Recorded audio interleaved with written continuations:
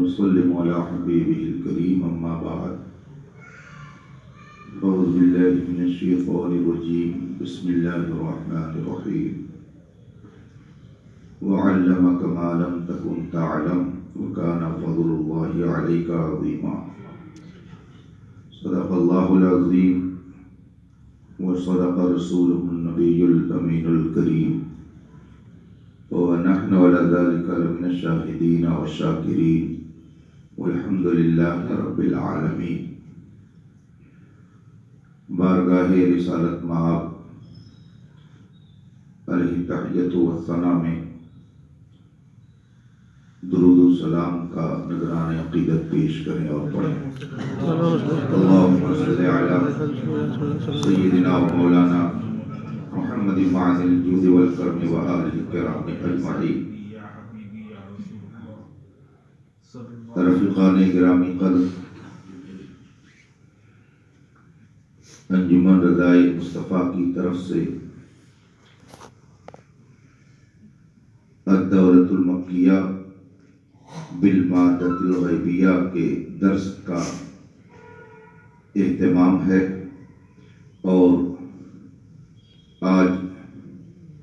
دوسرا درس شروع ہو رہا ہے. اس سے پہلے آپ حضرات کو یہ تفصیل بتائی گئی تھی کہ سیدنا اعلیٰ حضرت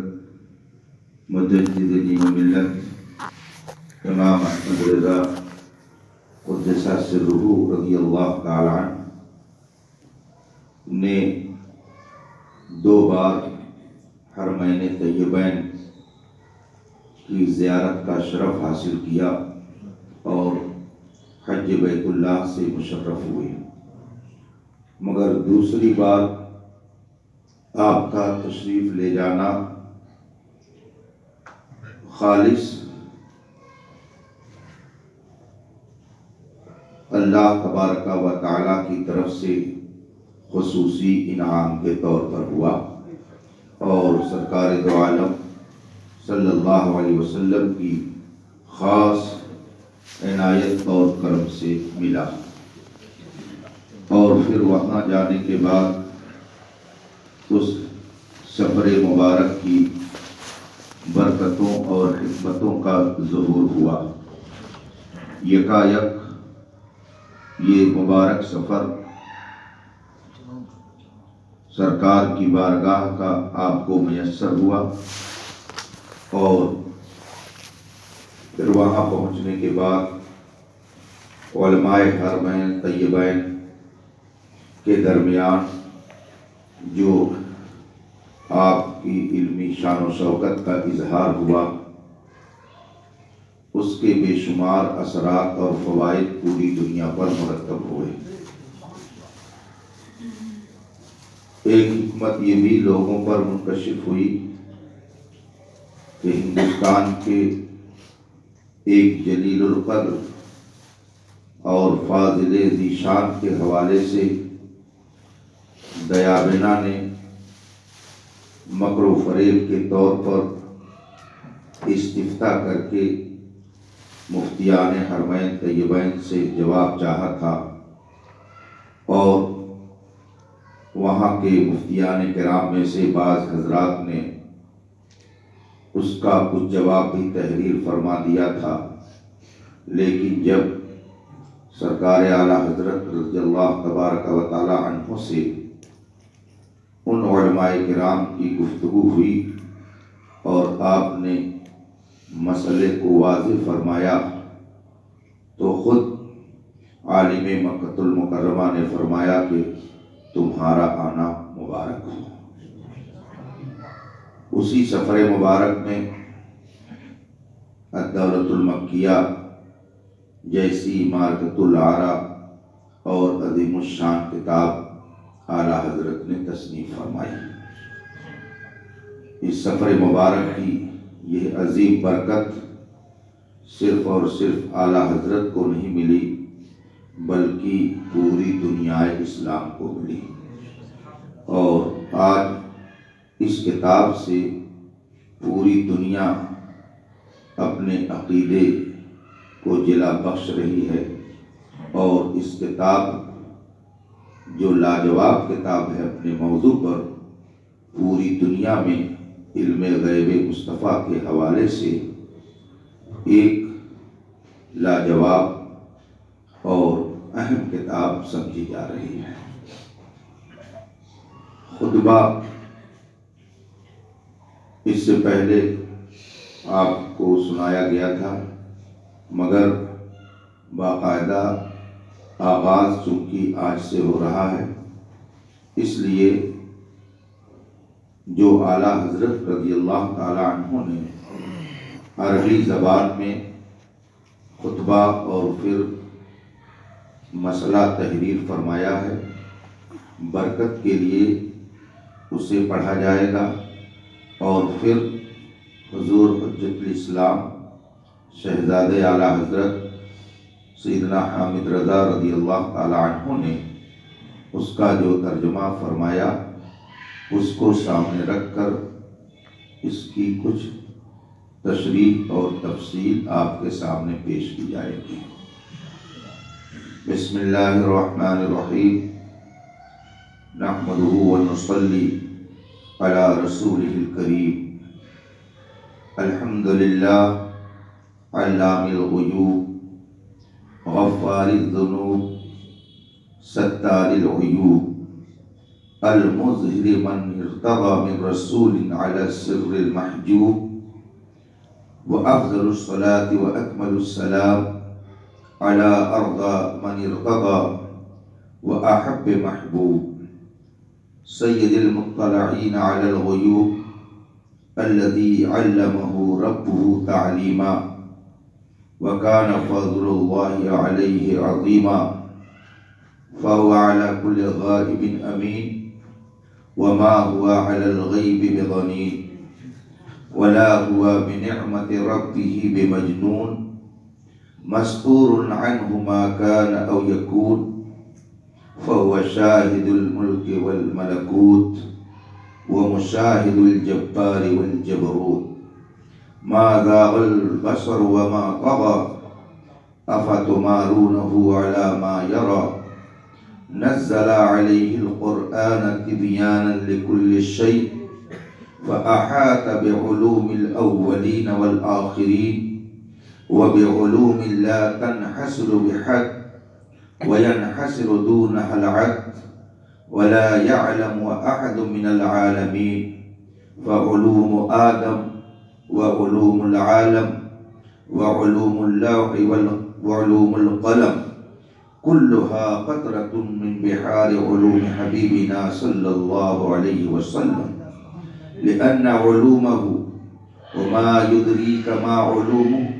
عليه صلوات الله تعالى وتسليمه هي أعظم رشها وأكبر غرفة من ذلك البحر الغير المتناهي عن العلم الأزلي الإلهي، فهو يستمد من ربه والخلق يستمدون منه، فما عندهم من العلوم إنما هي له وبه ومنه وعنه، وكلهم من رسول الله ملتمس غرفا من البحر أو رشفا من الديم، وواقفون لديه عند حدهم من نقطة العلم أو من شكلة الحكم، صلى الله تعالى عليه وسلم وعلى آله وصحبه وبارك وكرم آمين. وبعد، فقد أتاني وأنا حل بالبلد الحرام سوال من بعض الهنود في علم سيد الأنام عليه وعلى آله وصحبه أفضل الصلاة والسلام، وقت العصر يوم الاثنين لخمس بقين من ذي الحجة عام 1323 من هجرة من أتم الحج وأوضح المحجة، عليه من الصلوات أكملها ومن التسليمات أفضلها، وأظنه ناشئ من بعض الوهابية الذين قد سبوا الله ورسوله سبا، وأشاعوا بذلك في الهند كتبا، وذلك لأن السني إن احتاج هاهنا أن يسأل علماء فهذا بلد الله الأمين ممتلئ بحمد الله تبارك وتعالى علما وعلماء، فمن كان عند البحار الزواخر فما مضيه إلى نهر في الآخر، على أن سادتنا علماء مكة المكرمة قد شرحوا مسألة علمه صلى الله عليه وسلم وسائر المسائل التي يخالف فيها الوهابي الأغلب لا مرة ولا مرتين، وقد كشفوا الرين وأفادوا الزين وأبادوا الشين وأقاموا على الوهابية الحي، وهذا العبد الضعيف بفضل ربه القوي اللطيف أبا عن جد في خدمة السنة الزهراء مقيم على الوهابية القامة الكبرى، صنف كتبا تزيد ولا 200 ودعا إلى كبرائهم إلى المناظرة لا كرة ولا كرتين، فما أحار أحد منهم جوابا، وبهت الذين كانوا يسبون نبينا سبابا وكانوا ينسبون إلى ربنا كذبا كذابا، فهربوا وشردوا وماتوا وخمدوا، ومن بقي منهم فسترون إن شاء الله تعالى أن سيموت هائرا بائرا وهو أخرس مبهوت، فهذا ما يغيظهم، وقد علموا أني بمكة منقطع عن كتبي مشتغل بزيارة بيت ربي مستعجل إلى بلد مولاي وحبيبي صلى الله عليه وسلم، فأثاروا هذا السؤال طمعا منهم أن يمنعني الاستعجال وشغل البال وفقدان الكتاب عن إبانة الجواب، فيكون في ذلك عيد لهم ومسرة ونوع عوض من عما أصابهم من المعرة، إن سكت أيضا مرة كما أسكت كبراءهم 1000 مرة، وجهلوا أن هذا الدين المتين مامون وكل من ينصره منصور ومسؤول، وإنما أمر الله إذا أراد شيئا أن يقول له كن فيكون، فهذا ما فهمت من هذا السؤال، والعلم بالحق عند ذي الجلال، فالأحسن تقسيم الجواب إلى قسمين، قسم للسائل المستفيد وآخر على السائل العنيد، ليصل كل ما يستأهله ويجاب كل بما هو أهله. حضرات، اعلیٰ حضرت رضی اللہ تعالیٰ عنہ نے اپنی کتاب کا خطبہ اور اس کتاب کے لکھنے کا پس منظر عربی میں بیان فرمایا۔ پوری کتاب عربی زبان میں ہے تو خطبہ اور سارے مسائل عربی ہی میں ہیں۔ حصول برکت کے لیے اور فیض لینے کے لیے ان عربی عبارتوں کو پڑھنا اور سننا بھی کار ثواب ہے، اور اگر کوئی صاحب عربی بھی پڑھنا چاہیں تو میری اس تلاوت سے وہ آسانی سے ملا کر کے پڑھ سکتے ہیں، کیونکہ اس پر حرکات زیر و زبر نہیں لگائے گئے ہیں۔ ترجمہ سماعت فرمائیں۔ سب خوبیاں اللہ کو جو جمیع غیوب کا جاننے والا ہے، گناہوں کا بڑا بخشنے والا، عیبوں کا بہت چھپانے والا، پوشیدہ راز پر اپنے پسندیدہ رسولوں کو مسلط کرنے والا۔ خطبے میں اعلیٰ حضرت نے قرآن پاک کی آیتوں سے اخذ کر کے اور اپنے الفاظ میں عقیدے کا اظہار فرمایا کہ خدا وہ ہے جو اپنے پوشیدہ اور چھپے ہوئے رازوں کو اپنے منتخب رسولوں کو عطا فرما دیتا ہے، اور سب سے افضل درود اور سب سے قابل تر سلام ان پر جو ہر پسندیدہ سے زیادہ پسندیدہ اور ہر پیارے سے بڑھ کر پیارے ہیں۔ یہ خطبے میں سرکار اعلیٰ حضرت نے رسول پاک صلی اللہ علیہ وسلم کے اوصاف کا تذکرہ فرمایا ہے۔ اللہ کی بارگاہ میں جو سارے محبوبوں سے زیادہ محبوب ہیں، غیبوں پر اطلاع پانے والوں کے سردار، گویا اللہ تبارک و تعالی نے جن جن محبوبوں کو علم غیب عطا کیا ہے ان سارے حضرات اور مقدس نفوس کے سردار ہیں ہمارے آقا و مولا صلی اللہ علیہ وسلم، جن کو ان کے رب نے خوب سکھایا۔ قرآن پاک کی آیت کریمہ ہے وَعَلَّمَ مَا لَمْ تَكُنْ تَعْلَمُ، جو نہیں جانتے تھے اللہ نے سب علم تمہیں عطا کر دیا، جن کو ان کے رب نے خوب سکھایا، اور اللہ کا ان پر فضل بہت بڑا ہے، اور وہ ہر غیب پر امین اور غیب کے بتانے میں بخیل نہیں۔ رسول پاک صلی اللہ علیہ وسلم کی خوبی اور آپ کی صفت بیان کرتے ہوئے اعلیٰ حضرت فرماتے ہیں کہ وہ ہر غیب پر امین ہے۔ علم غیب ایک امانت ہے جو اللہ نے رسول پاک کو عطا فرمائی، تو آپ امین ہیں علم غیب کے، اور غیب کے بتانے پر بخیل نہیں کہ آپ کو اللہ نے علم غیب عطا بھی کیا، اور یہ بھی اللہ نے آپ کو اجازت عطا فرمائی کہ آپ جس کو چاہیں علم غیب خود عطا فرماتے ہیں، اور نہ وہ اپنے رب کے احسان سے کچھ پوشیدگی میں ہیں کہ جو ہو گزرا یا آنے والا ہو ان سے چھپا ہو، یعنی جو کچھ ہو چکا اور جو کچھ ہوگا کوئی بھی اس عظیم ذات سے چھپا ہوا نہیں ہے۔ تو وہ ملک اور ملکوت کے مشاہدہ فرمانے والے ہیں۔ ملکوت و ملک یہ دو لفظ ہے جس کی تشریح میں علماء کرام نے الگ الگ انداز سے اپنی باتیں رکھی ہیں،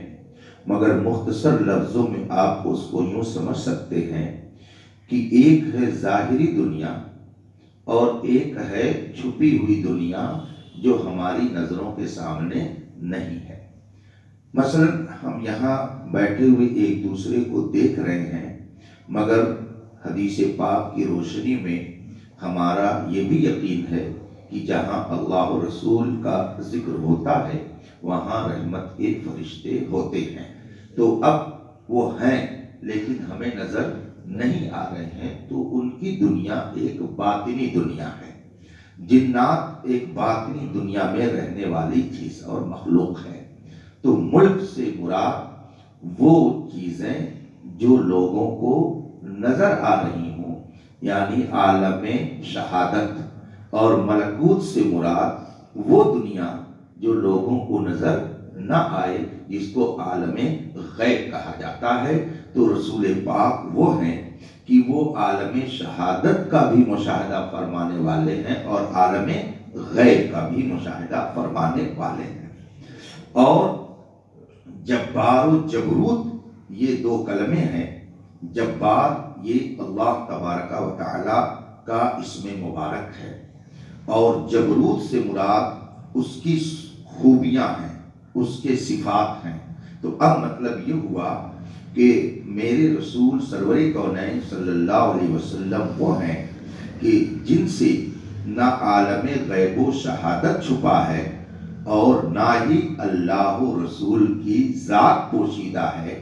بلکہ وہ اللہ تبارک و تعالیٰ کی ذات اور اس کی صفات کا بھی مشاہدہ فرمانے والے ہیں،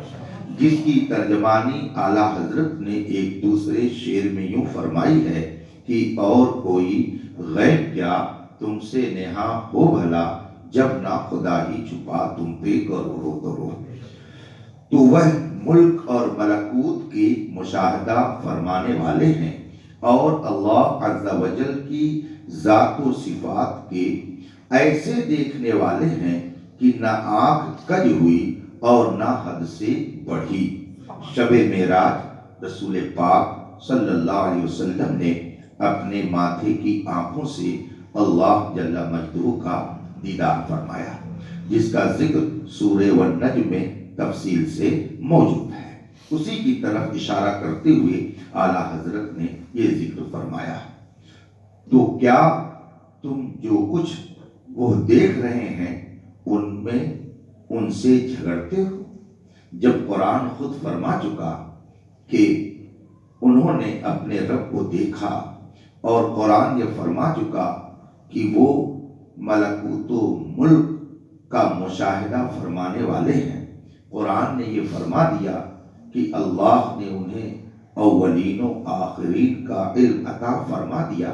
تو پھر کیا تم ان کے علم میں جھگڑتے ہو، ان کے علم میں اختلاف کرتے ہو، اس میں ان سے جھگڑتے ہو؟ اللہ نے ان پر قرآن اتارا ہر چیز کا روشن بیان کر دینے کو، تو حضور نے تمام اگلے پچھلے علوم پر احاطہ فرمایا، یعنی جو ما سبق میں کائنات میں جن جن کو جو علم تھا اور جو اشیاء تھیں، جو چیزیں تھیں، جن کو جو علم دیا گیا، وہ سب کچھ، اور جو کچھ آئندہ ہونے والا ہے قیامت تک، وہ سب کچھ اللہ تبارک و تعالیٰ نے رسول پاک کے علم میں اس کو داخل فرما دیا۔ تو رسول پاک صلی اللہ علیہ وسلم اگلوں کے علوم اور آنے والوں کے علوم کو گھیرے ہوئے ہیں، اور کوئی علم اور کسی کا علم، کوئی علم اور کسی کا علم حضور کے علم سے آگے نہیں ہے۔ حضرت سیدنا آدم علیہ السلام سے حضرت انسان کی نسل چلی، اب جتنے انبیاء، جتنے رسولان عظام، جتنے قدسی صفات انسان کو اللہ تبارک و تعالیٰ نے علم دیا، پھر حضرت آدم علیہ السلام کی تخلیق سے پہلے جناتوں کی دنیا، ان کو جو علوم عطا کیے گئے، پھر فرشتوں کی دنیا، پھر ان کو جو علوم عطا کیے گئے،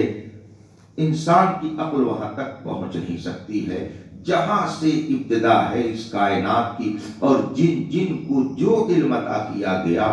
اللہ تبارک و تعالیٰ نے رسول پاک کو سب عطا کر دیا، اور ایسے علموں پر جو کسی حد پر نہ رکیں اور گنتی ان تک پہنچنے سے تھک رہے، یعنی جس طرح سے ہم کسی کی خوبیوں کو نہیں شمار کر سکتے ہیں، سرکار کی ذات وہ ہے کہ ان کے اوصاف و کمالات کو نہیں شمار کر سکتے ہیں، تو ان کو کس کس چیز کا علم ہے یہ بھلا عقل انسانی کیسے شمار میں لا سکتی ہے؟ اور تمام جہان میں کوئی ان کو نہیں جانتا، کوئی ان علوم کو نہیں جانتا جن علوم کو اللہ نے اپنے رسول کو عطا کیا ہے۔ تو آدم علیہ السلام کے علم اور تمام عالم کے علم، لوح و قلم کا علم، یہ سب مل کر ہمارے محبوب صلی اللہ علیہ وسلم کے علموں کے سمندروں سے ایک بوند ہے۔ کائنات کا جتنا علم ہے، جتنی مخلوق ہے، ان ساری مخلوقات کو جس قدر علم عطا کیا گیا، یہ سب علم مصطفیٰ کی ایک بوند ہے۔ اس واسطے کہ حضور کے علوم، اور تو نے کیا جانا کہ حضور کے علم کیا ہیں، سب سے بڑا چھینٹا اور عظیم تر چلو ہیں اس غیر متناہی سمندر، یعنی علم قدیم الہی سے۔ مطلب یہ ہوا کہ علم مصطفیٰ کو آپ کیا سمجھو، وہ علم خداوندی کا ایک چھینٹا اور علم الہی کا جو سمندر ہے غیر متناہی، جس کا کوئی سلسلہ کہیں رکنے والا نہیں ہے، اس سمندر کے ایک عظیم چلو کا نام علم مصطفیٰ ہے۔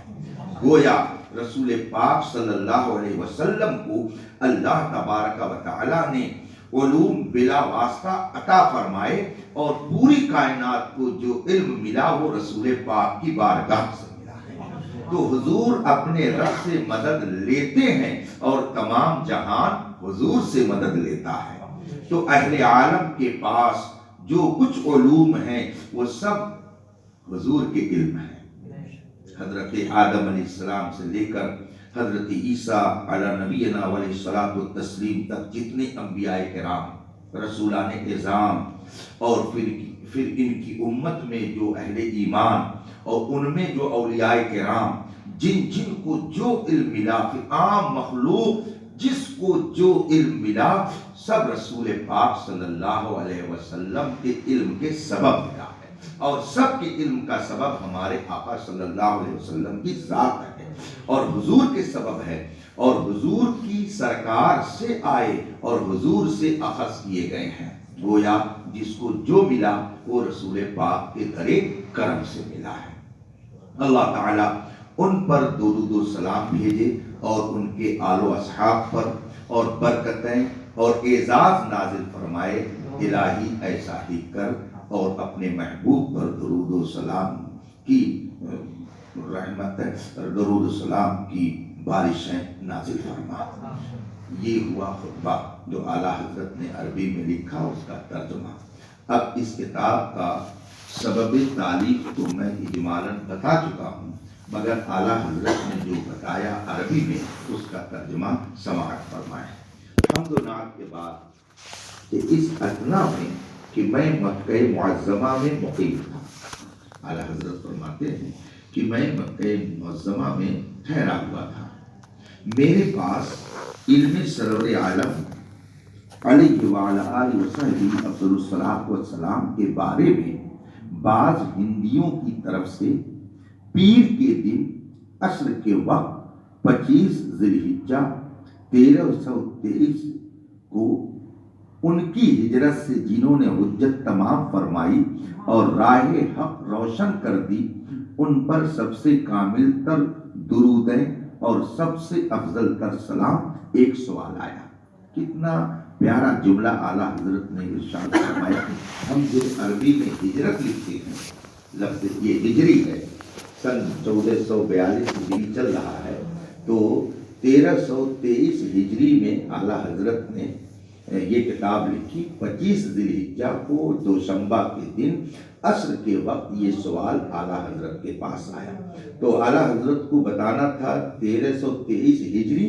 مگر لفظ ہجری کہاں سے رائج ہوا اس کی وضاحت بھی ایک جملے میں اعلیٰ حضرت نے فرما دی کہ یہ ہجری اس ہجرت سے ماخوذ ہے کہ میرے آقا صلی اللہ علیہ وسلم نے مکہ مکرمہ سے مدینہ طیبہ کا راستہ جس سفر میں واضح فرمایا اس کو ہجرت کہا جاتا ہے، اور اسی سے یہ ہجری رائج کیا گیا ہے۔ یہ کمال ہے اعلیٰ حضرت کی اپنی تحریر کا۔ ایک سوال آیا، اب اعلیٰ حضرت تحریر فرماتے ہیں، اور میرے گمان میں ان بعض وہابیہ کا اٹھایا ہوا ہے وہ سوال جو بھیجا گیا، جنہوں نے دل کھول کر اللہ رسول جل جلالہ و صلی اللہ علیہ وآلہ وسلم کو گالی دی اور ہندوستان میں اس کی کتابیں شائع کی۔ یعنی یہ سوال اعلیٰ حضرت فرماتے میرا گمان یہ ہے کہ ہندوستان کے بعض وہابیوں کی طرف سے آیا۔ اب اعلیٰ حضرت نے کتنا محتاط لفظ استعمال کیا ہے، فرماتے میرے گمان میں یہ کہ یہ ہندوستان کے وہابیوں کی طرف سے آیا۔ اب یہ گمان کیوں اعلیٰ حضرت نے کیا؟ فرماتے ہیں یہ اس لیے کہ یہاں کیا پیاری بات فرماتے ہیں کہ یہاں مکہ مکرمہ میں اگر کسی سنی کو کسی مسئلہ کی حاجت ہو علماء سے دریافت کرنے کی تو یہ اللہ کا امان والا شہر ہے، بحمد اللہ علم اور علماء سے بھرا ہوا ہے۔ تو اعلیٰ حضرت فرماتے ہیں تو چھلکتے دریاؤں کے پاس جو موجود ہو وہ بھلا ایک پس مادہ نہر کے پاس کیا جائے گا؟ تو یہاں بڑے بڑے علماء مفتیان کرام مکہ مکرمہ میں موجود ہیں، ان کو چھوڑ کر کے میرے پاس سوال بھیجا گیا، گویا سمندر کو چھوڑ کر کے نہر کے پاس آ رہے ہیں، اس کا مطلب اس میں کچھ نہ کچھ حکمت ضرور ہے، اور کسی نہ کسی وجہ سے یہ سوال ان علماء کے بجائے میرے پاس بھیجا گیا ہے۔ علاوہ بری ہمارے سرداروں علماء مکہ مکرمہ نے علم نبی کا مسئلہ اور باقی جتنے مسائل میں ستمگار وہابی خلاف کرتا ہے ایک دو بار نہیں بارہا مشرک بیان فرما دیا ہے، اور زنگ چھوڑا دی اور زینت بخشی اور عیب مٹا دیا اور وہابیہ پر موت قائم فرما دی۔ یعنی علماء مکہ مکرمہ نے علم غیب نبی کے تعلق سے جتنے اعتراضات وہابیوں کے تھے سب کا جواب دے دیا اور اس مسئلے کو مکمل واضح فرما دیا۔ اس کے باوجود پھر میرے پاس سوال بھیجنا یہ دل میں کالا ضرور ہے۔ یہ اعلیٰ حضرت فرماتے، یہ میں نے سمجھا۔ پھر آگے فرماتے ہیں اور یہ بندے ضعیف اپنے قوی و لطیف رب کے فضل باپ دادا سے چمکتی سنت کی خدمت ہے۔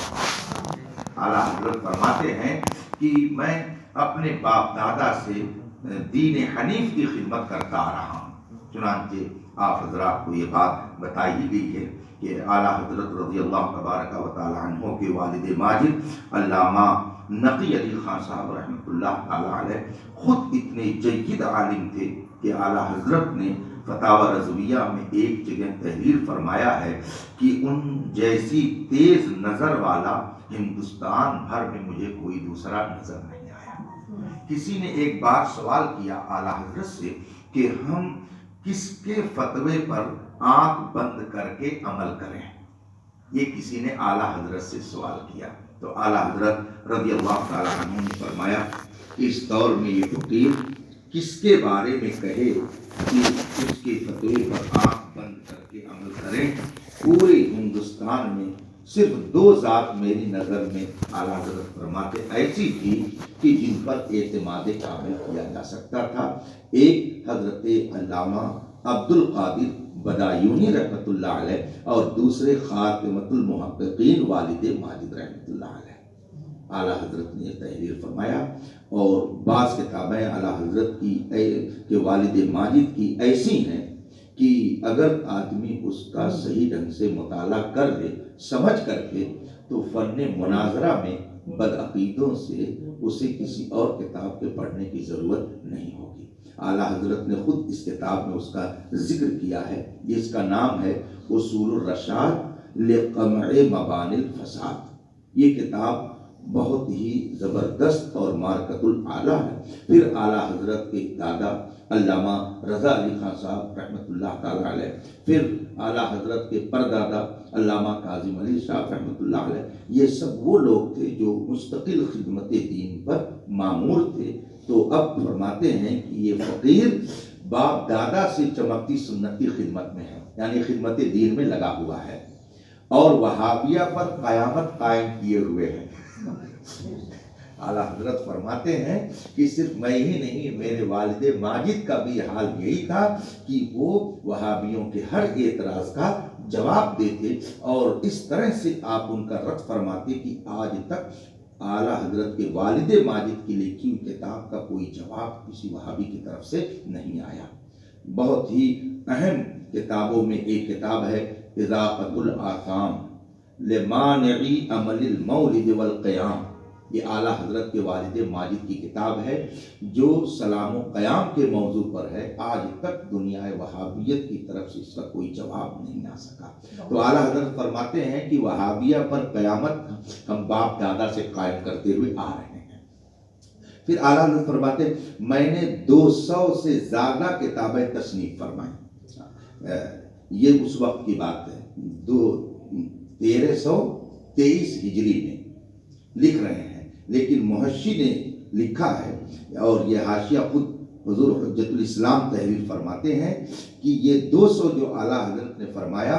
یہ خالص وہابیہ کے رد میں، ورنہ بحمدہ تعالیٰ 400 سے زیادہ کتابیں اس وقت تک اعلیٰ حضرت نے تحریر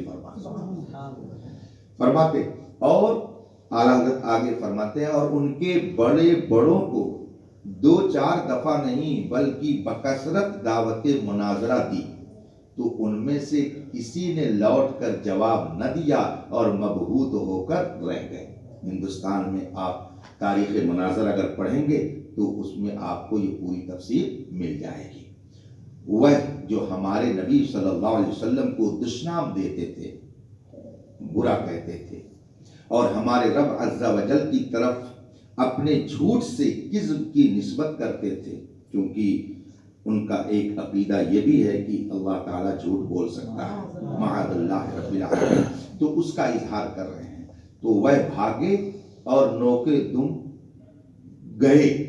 یعنی دم دبا کر بھاگ گئے اور مر گئے اور بجھ گئے، اور جو ان میں باقی رہا ہے تو ان قریب انشاءاللہ دیکھو گے کہ وہ اسی حال میں مر جائے گا، حیران، ہلکان، گونگا، بدحواس۔ تو یہ وہ بات ہے جو انہیں غیظ دلا رہی ہے۔ کیا مطلب ہوا؟ یعنی ہماری باتوں کا وہ جواب نہیں دے پا رہے ہیں، اور ان سے مناظرے کے لیے کہا جاتا ہے تو وہ بھاگ جاتے ہیں، اور بغیر جواب دیے ہوئے کئی ایک دنیا سے جا چکے ہیں۔ تو جو موجود ہیں وہ اسی گھٹن میں اور جلن میں رہتے ہیں کہ یہ تنہا تنہا ہمارے علماء کو ذلیل و رسوا کر رہا ہے، اور ہمارے علماء کی طرف سے کوئی جواب نہیں بن پڑ رہا ہے، تو اسی غیظ و غضب میں وہ چلے جا رہے ہیں۔ اعلیٰ حضرت آگے تحریر فرماتے ہیں، انہوں نے جانا کہ میں مکہ معظمہ میں اپنی کتابوں سے جدا ہوں۔ ظاہر سی بات ہے کہ حج بیت اللہ کے لیے جب اعلیٰ حضرت تشریف لے گئے تھے تو وہاں کتب خانہ لے کر تو گئے نہیں تھے۔ تو اعلیٰ حضرت فرماتے ہیں کہ انہوں نے یہ سمجھا کہ میں مکہ معظمہ میں ہوں اور کتابوں سے الگ ہوں، اور بیت اللہ کی زیارت میں مشغول ہوں، اور اپنے مولا و محبوب صلی اللہ علیہ وسلم کے شہر کی جانب جانے کی جلدی ہے۔ تو انہوں نے یہ سوال اٹھایا، ایسے موقع پر سوال اٹھایا، اس طمع پر، اس خواہش اور لالچ پر کہ یہ جلدی اور اس دھیان میں دل کا لگا ہونا اور کتابیں پاس نہ ہونا مجھے اظہار جواب سے روک دے گا۔ یہ سب پلان انہوں نے بنایا کہ مکہ مکرمہ سے ان کا سفر اب مدینہ طیبہ کی طرف ہونے والا ہے، تو ان کو ویسے ہی جلدی ہے، کتابیں پاس نہیں ہیں، دل زیارت حرمین طیبین میں لگا ہوا ہے، تو اس موقع پر یہ کتاب کیا لکھ پائیں گے؟ تو جب جواب نہیں دیں گے تو اس میں ان کو عید اور خوشی ہو جائے گی کہ یہ جواب نہیں دے سکے، اور وہ مصیبت جو ان پر پڑی اس کا ایک طرح کا بدلہ ہو جائے گا کہ میں بھی ایک بار چپ رہا جیسا کہ میں نے ان کے بڑوں کو 1000 بار چپ کر دیا۔ یعنی ان کو یہ تسلی ہو جائے گی کہ دیکھو احمد رضا جواب نہیں دے سکے، ہم نے ان سے سوال کیا، تو ان کو تھوڑی خوشی ہو جائے گی۔ انہوں نے سوچا کہ چلو یہی کچھ بدلہ لے لیا جائے، مگر اعلیٰ حضرت فرماتے ہیں اور نہ جانا کہ یہ دین متین امان میں ہے، یعنی اللہ کا یہ دین یہ ہر غلط اور باطل اور مکر و فریب سے محفوظ ہے، اور جو کوئی اس کی مدد کرے یعنی دین کی مدد کرے منصور و محفوظ ہے۔ یہ دین بھی محفوظ، اور جو دین کی مدد کرے گا وہ بھی محفوظ ہوگا۔ اور اللہ کا کام یوں ہی ہے کہ جب وہ کسی چیز کا ارادہ فرماتا ہے تو اس سے فرماتا ہے ہو جا، وہ فوراً ہو جاتی ہے۔ تو اللہ تبارک و تعالیٰ کا حکم ہوا اور اس کے کرم سے یہ کتاب بھی تیار ہو گئی۔ تو اس سوال سے جو میں سمجھا وہ یہ ہے، معاملہ یہ تھا، اس لیے میرے پاس سوال بھیجا گیا تاکہ یہ جواب نہ دیں اور ہم ہندوستان بھر میں جا کر کے مشہور کریں کہ وہاں ان سے جواب مانگا گیا مگر یہ جواب دینے سے عاجز رہے۔ اور حق کا علم اس عزت والے کو تو بہتر یہ ہے کہ جواب کے 2 حصے کیے جائیں۔ ظاہر سی بات ہے جیسا مخاطب ہوتا ہے گفتگو اسی انداز سے جب ہوتی ہے تو اس گفتگو کو کہا جاتا ہے یہ فصیح و بلیغ گفتگو ہے، معیار کے مطابق ہے۔ اب خالص دیہاتی کے سامنے اگر فارسی اور عربی زبان کے الفاظ استعمال کیے جائیں گے تو اس کی سمجھ میں کچھ نہیں آئے گا، لیکن جو اہل علم ہیں ان کے سامنے انہی کے معیار کی گفتگو کی جائے گی۔ تو اعلیٰ حضرت فرماتے ہیں کہ بہتر یہ ہے کہ جواب کے 2 حصے کیے جائیں، ایک حصہ سائل کے لیے جو فائدہ طلب کرتا ہو۔ ظاہر سی بات ہے کہ جو سوال کر کے کچھ علم میں اپنے اضافہ کرنا چاہتا ہو اس سے گفتگو کا انداز الگ ہوگا، اور جو بحث کرنے آئے گا اس سے گفتگو کا انداز الگ ہوگا، دونوں سے ایک طرح کی گفتگو نہیں کی جاتی ہے۔ اسی لیے ہمارے علماء فرماتے ہیں کہ اگر کوئی بدعقیدہ عام آدمی آپ سے بحث کرے تو اس سے آپ بحث مت کریے، اس لیے کہ وہ آپ سے پوچھتا جائے گا، آپ جواب دیتے جائیں گے، اور جب آپ اس سے پوچھیں گے اور وہ جواب نہیں دے پائے گا تو کہے گا ہم تو عالم ہیں نہیں، تو دوسروں میں جا کر وہ کہے گا ہم نے ان کے مولانا سے 4 گھنٹہ بحث کی، 5 گھنٹہ بحث کی۔ اسی لیے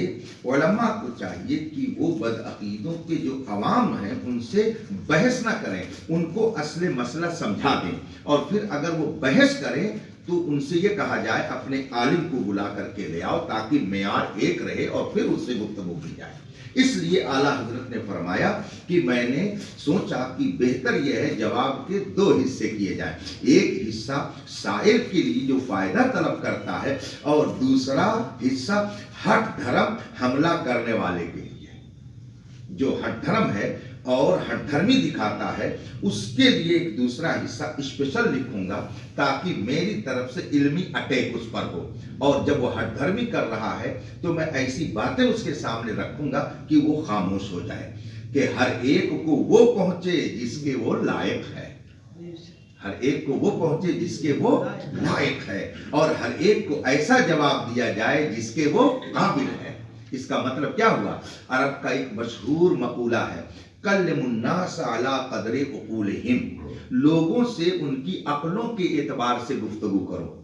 جیسا سامنے والے کا معیار ہو اسی انداز سے اس سے گفتگو کی جائے گی۔ اگر سامنے اہل علم بیٹھے ہیں تو آپ مرصع، مسجع، مقفع،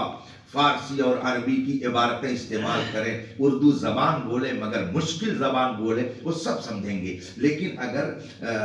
دیہاتیوں کے سامنے اس سخت زبان کو استعمال کیا جائے گا تو ان کو کچھ فائدہ نہیں ہوگا۔ تو لوگوں کی عقلیں جس معیار کی ہوں، لوگوں کا مزاج جس معیار کا ہو، گفتگو اسی معیار کی ہونی چاہیے۔ تو اعلیٰ حضرت فرماتے ہیں کہ ایک حصہ تو میں اس طرح سے لکھوں گا کہ جو لوگ علم چاہتے ہیں، حقیقت کو جاننا چاہتے ہیں، ان کو فائدہ پہنچے، اور ایک حصہ میں ان ہر دھرموں کے اوپر حملہ کرتے ہوئے لکھوں گا تاکہ ان کے ذہن میں جو وہابیت کے جراثیم ہیں وہ سارے جراثیم اس حملے سے ختم ہو جائیں۔ اب اس کے بعد اعلیٰ حضرت رضی اللہ تبارک و تعالی عنہ نے جو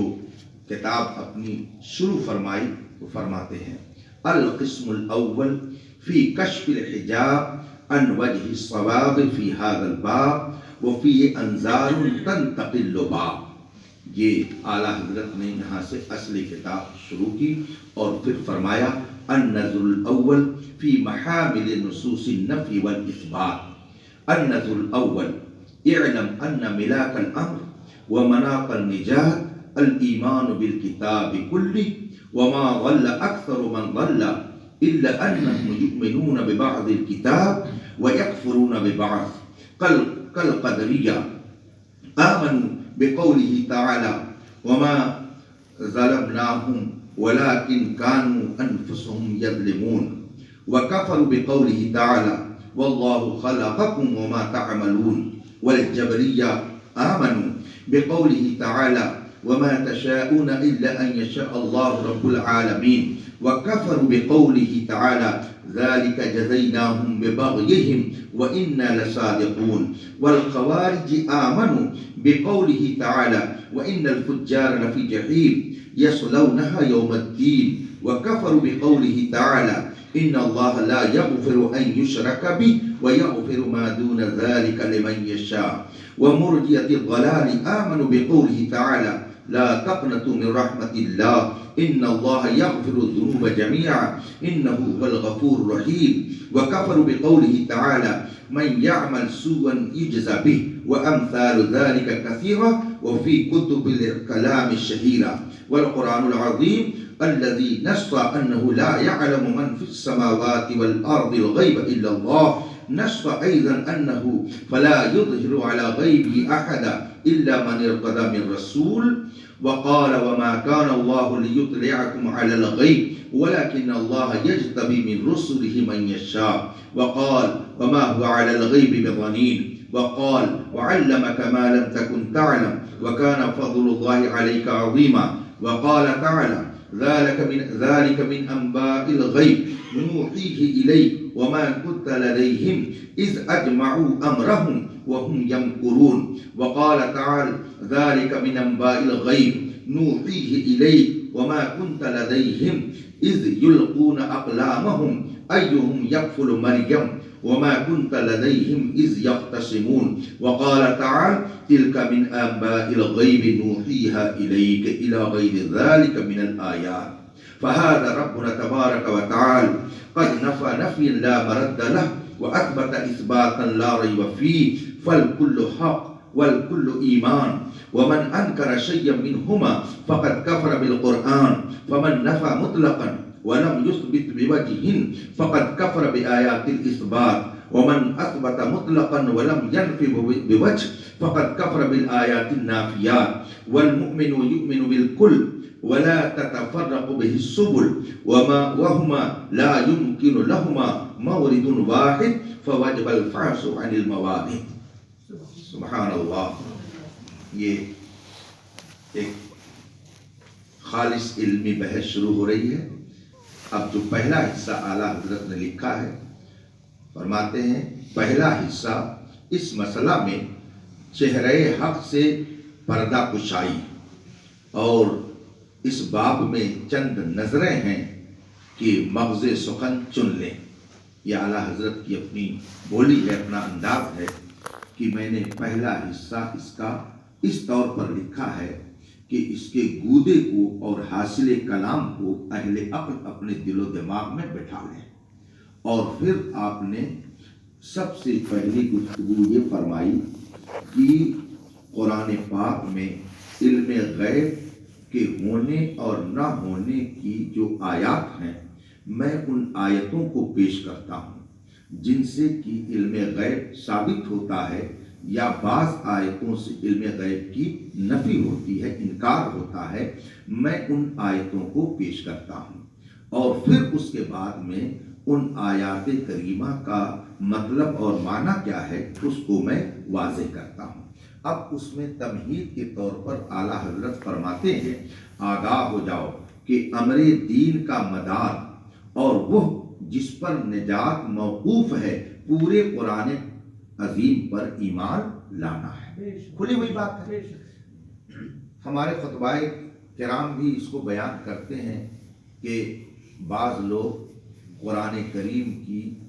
ایک آیت لے کر اور لوگوں کے سامنے اس کا معنی بیان کرتے ہیں اور آگے کی آیت چھوڑ دیتے ہیں. مثلا لا تقربوا الصلاۃ, نماز کے قریب نہ جاؤ, یہ قرآن کریم میں ہے. لا تقربوا الصلاۃ, نماز کے قریب نہ جاؤ. اب جو دریدہ دہن ہیں,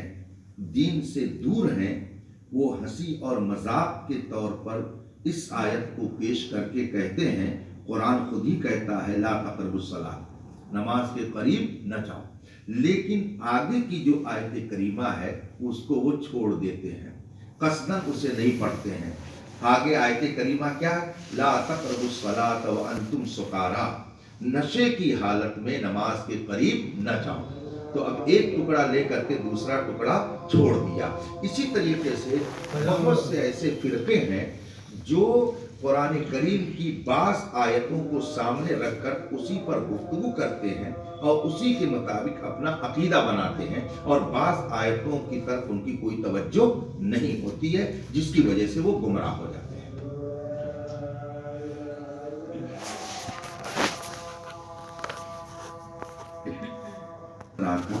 کہ قرآن پاک کی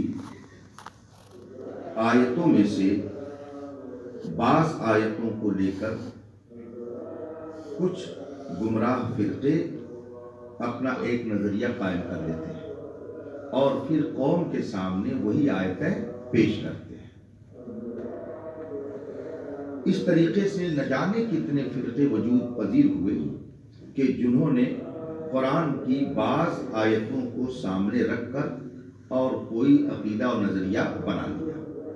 اس کی بہت مشہور مثال ہے کہ جب حضرت علی رضی اللہ تعالیٰ عنہ اور حضرت امیر معاویہ رضی اللہ تعالیٰ عنہ میں اختلاف ہوا اور پھر حکم اور فیصلے کی حیثیت سے ایک عظیم المرتبت شخصیت کا انتخاب ہوا, تو اس وقت ایک طبقے نے فوراً اس کا انکار کر دیا اور کہا کہ قرآن فرماتا ہے ان الحکم الا للہ, فیصلہ تو صرف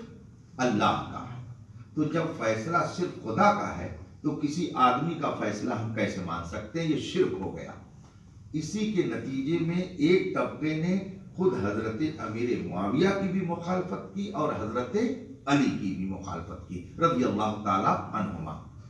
جبکہ بے شمار آیتیں قرآن میں ایسی ہیں کہ جن سے آپ کو یہ واضح طور پر ثبوت ملے گا کہ کیا مطلب ہے اس آیت کا اور کیا مطلب ہے دوسری آیتوں کا۔ تو اعلیٰ حضرت یہیں سے تمہید باندھ رہے ہیں کہ قرآن کی بعض آیتوں پر ایمان لانا اور بعض کا انکار کرنا یہ ایمان نہیں ہے، یہ کفر ہے۔ ایمان یہ ہے کہ پورے قرآن عظیم پر ایمان لایا جائے اور اس کے ایک ایک حرف کو تسلیم کیا جائے۔ تو اکثر گمراہ یوں ہی گمراہ ہوئے کہ بعض آیتوں پر ایمان لائے اور بعض سے منکر ہو بیٹھے۔ بہت سے ایسے فرقے پیدا ہوئے کہ جنہوں نے قرآن کا سہارا لیا اور کہا دیکھو قرآن میں یہ ہے۔ کوئی بھی باطل فرقہ اپنے گھر کی کوئی دلیل نہیں پیش کرتا ہے، ہر باطل فرقہ قرآن اور حدیث ہی کو سامنے لے آتا ہے اور قرآن اور حدیث سے ہی وہ کوشش کرتا ہے کہ اپنی دلیل قوم کے سامنے پیش کرے۔ تو اعلیٰ حضرت رضی اللہ تعالیٰ عنہ کچھ ایسے گمراہ فرقوں کا نام لے رہے ہیں جو اس وقت تو نہیں ہے اپنے پورے عقائد اور تفصیلات کے ساتھ، مگر یہ کہ پہلے زمانے میں اس طرح کے فرقے تھے۔ تو اعلیٰ حضرت ان کو مثال میں پیش کر رہے ہیں کہ فلاں فرقہ اس نے قرآن کی اس آیت کو مانا اور دوسری تمام آیتوں کو اس نے نظر انداز کر دیا، نتیجہ یہ ہوا کہ وہ گمراہ ہو گئے۔ اعلیٰ حضرت یہ تمہید اس لیے باندھ رہے ہیں کہ علم غیب کے تعلق سے قرآن میں دونوں طرح کی آیتیں آپ کو ملیں گی، لیکن ان آیات مبارکہ کے معنی اور مطالب کیا ہیں جب تک ان کو نہیں سمجھا جائے گا تب تک ان آیتوں کا صحیح ڈھنگ سے معنی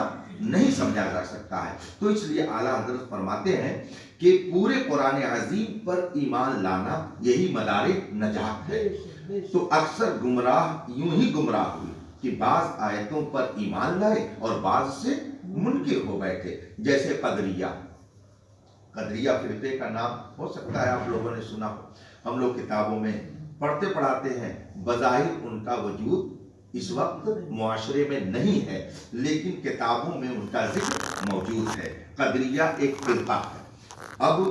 اس کا وجود کسی گوشے میں ہو دنیا کے تو نہیں کہا جا سکتا، ورنہ بظاہر اس نام سے کوئی فرقہ ہمارے درمیان موجود نہیں ہے۔ اب ان کا عقیدہ کیا ہے؟ تو بہت سارے ان کے عقیدے ایسے جو قرآن و حدیث کے خلاف ہیں، لیکن ایک عقیدہ یہاں پر مثال کے طور پر ذکر کیا گیا ہے، جیسے قدریہ کہ اپنے آپ کو خود اپنے افعال کا خالق جانتے ہیں۔ مسئلہ یہ ہے عقیدے کا کہ اللہ تبارک و تعالیٰ نے ساری مخلوقات کو پیدا فرمایا۔ ہمارا عقیدہ ہے کہ ہر شے کا خالق اللہ ہے، ہر شے کا خالق حقیقت میں اللہ ہے۔ لیکن قدریہ ایک فرقہ ایسا تھا جس کا کہنا تھا کہ اللہ تبارک و تعالیٰ نے ہمیں تو پیدا کیا لیکن ہم جو کام کرتے ہیں یہ کام اور اس کی طاقت خود ہمارے اندر ہے، یہ اللہ کی تخلیق سے نہیں ہے، یعنی بندہ خود اپنے فعل کا خالق ہے۔ تو اس فرقے کو قدریہ کہا جاتا ہے۔ اب انہوں نے قرآن کی ایک آیت کریمہ کو سامنے رکھا اور اس سے دلیل پیش کی اپنے عقیدے پر۔ اس کا مطلب کیا ہوا کہ ہر باطل فرقہ کہاں سے دلیل پیش کرتا ہے؟ قرآن سے، قرآن کی آیت ہی پڑھتا ہے اور اسی سے لوگوں کو گمراہ کرتا ہے۔ تو قدریہ جو فرقہ تھا اس زمانے میں ان کا کہنا یہ تھا کہ ہم جو کام کرتے ہیں ان کاموں کی تخلیق ہم خود کرتے ہیں، جبکہ اہل سنت کا عقیدہ یہ ہے کہ ہمیں بھی اللہ نے پیدا کیا اور ہم سے جتنے فعل وجود میں آ رہے ہیں یہ سب اللہ کی تخلیق سے ہیں، ہم ان افعال کے خالق نہیں ہیں۔ تو اب یہ فرقہ جو قدریہ تھا، اعلیٰ حضرت نے ایک آیت پیش کی کہ اس آیت پر تو ایمان لائے۔ آیت میں پڑھ چکا ہوں، اس کا ترجمہ ہے ہم نے ان پر ظلم نہ کیا بلکہ وہ خود ہی اپنی جانوں پر ظلم کرتے ہیں۔ قرآن کریم کی جو آیت کریمہ میں نے پڑھی یہ اس کا ترجمہ ہے۔ اب اس کی روشنی میں قدریہ یہ کہتا ہے کہ جب اللہ نے فرمایا کہ ہم نے ان پر ظلم نہیں کیا، وہ خود اپنی جانوں پر ظلم کرتے ہیں، تو اس کا مطلب کیا ہوا کہ جو کام بندے خود کرتے ہیں اسی کی وجہ سے وہ عذاب میں مبتلا ہے۔ تو اگر وہ خود اپنے افعال کے اور اپنے فعل کے خالق نہ ہوتے اور انہوں نے خود نہ پیدا کیا ہوتا تو ان پر عذاب کیوں ہوتا؟ اگر اللہ نے ان کے افعال کو پیدا کیا ہوتا تو اللہ نے جب پیدا کیا تو اللہ عذاب کیوں دے گا؟ اس کا مطلب یہ ہے کہ بندے خود اپنے فعل کو وجود میں لاتے ہیں اور بندہ ہی اس کا خالق ہے۔ تو اس آیت کریمہ کو تو انہوں نے مان لیا، مگر ایک دوسری آیت کریمہ ہے جس میں فرمایا گیا ہے کہ اللہ تبارک و تعالیٰ نے تمہیں بھی پیدا کیا اور تمہارے جتنے افعال ہیں ان سب کو اسی نے پیدا کیا۔ تو اس آیت کا انکار کر بیٹھے اور اس آیت پر وہ ایمان لے آئے۔ تو اب یہ ایک مثال ہوئی فرقہ قدریہ کی کہ جنہوں نے ایک آیت کو مانا اور دوسری آیت کو ترک کر دیا۔ اسی طرح سے اس زمانے میں ایک فرقہ تھا جس کا نام ہے فرقہ جبریہ۔ جبریہ ایک فرقہ تھا، اب اس کا بھی وجود نہیں ہے، یہ فرقہ بھی دنیا سے نوپید ہے۔ ان کا کہنا کیا تھا؟ دیکھیے، ایک طرف افراط اور ایک طرف تفریط۔ قدریہ یہ کہتے تھے کہ بندے اپنے افعال کے خود خالق ہیں، خود مختار ہیں، اور جبریہ یہ کہتے تھے کہ نہیں، بندہ مثل پتھر، وہ اپنے کسی فعل کا خالق نہیں ہے۔ تو وہ جب بڑھے تو حد سے بڑھے اور یہ بھی جب بڑھے تو حد سے بڑھے۔ اب انہوں نے اپنا جو نظریہ قائم کیا کہ انسان پتھر کی طرح ہے، تو اب انہوں نے جس آیت کو دلیل میں پیش کیا اس کا ترجمہ ہے، تم کیا چاہو مگر یہ کہ چاہے اللہ جو مالک ہے سارے جہان کا۔ قرآن کی آیت کریمہ، ما تشاءون الا ان یشاء اللہ، تم کچھ نہیں چاہتے بس وہی جو خدا چاہتا ہے۔ تو اب جبریہ فرقہ کہتا ہے کہ ہم جب کچھ چاہتے ہی نہیں ہیں اور ہماری چاہت سے کچھ ہوتا ہی نہیں ہے تو ہم مثل پتھر ہیں۔ یہ جبریہ نے عقیدہ بنایا۔ تو اب اس آیت کو انہوں نے مانا اور اس آیت کے منکر ہوئے، جس کا ترجمہ یہ ہے، یہ ہم نے ان کی سرکشی کا بدلہ دیا اور بے شک ہم ضرور سچے ہیں۔ تو قرآن پاک نے فرمایا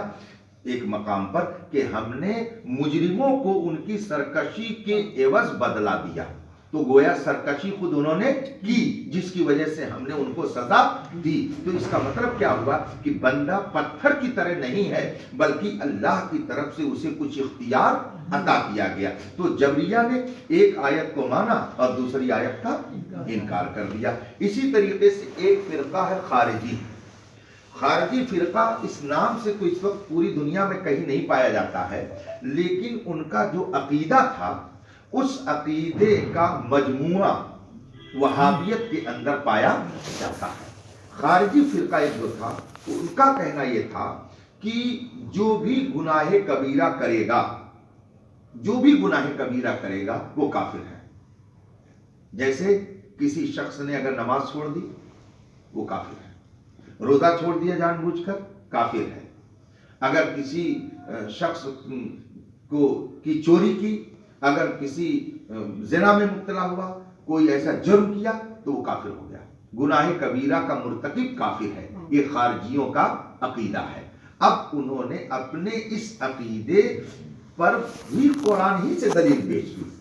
کہ جو گناہ کبیرہ کرے گا وہ مسلمان نہیں بلکہ کافر ہوگا۔ اب جو آیت کریمہ انہوں نے دلیل میں پیش کی ہے اس کا ترجمہ یہ ہے، بے شک فاجر لوگ ضرور جہنم میں ہیں، قیامت کے دن اس میں جائیں گے۔ تو اب خارجی یہ کہتا ہے کہ جب قرآن فرما چکا کہ فاسق و فاجر جہنم میں ہے اور قیامت کے دن اس میں جائیں گے، تو اگر کافر نہیں ہوتے تو کیوں جاتے ہیں؟ اس کا مطلب یہ ہے کہ فاسق و فاجر یعنی جو گناہ کبیرہ کرتے ہیں وہ سب کے سب جہنمی ہیں اور وہ مومن نہیں ہے بلکہ کافر ہے۔ یہ انہوں نے اس آیت سے دلیل پیش کی اور اس آیت کے منکر ہوئے کہ بے شک اللہ کفر کو نہیں بخشتا اور اس کے نیچے جتنے گناہ ہیں جسے چاہے بخش دیتا ہے۔ اس آیت کریمہ سے کیا ثابت ہوا کہ گناہ کبیرہ کرنے والا کافر نہیں ہوتا بلکہ جو کفر کرتا ہے وہ کافر ہوتا ہے۔ تو اب انہوں نے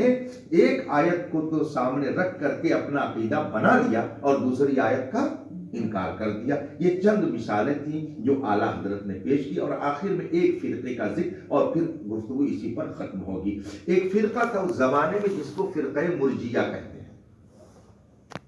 خارجی کے مقابل میں ایک دوسرا فرقہ ہے مرجیہ۔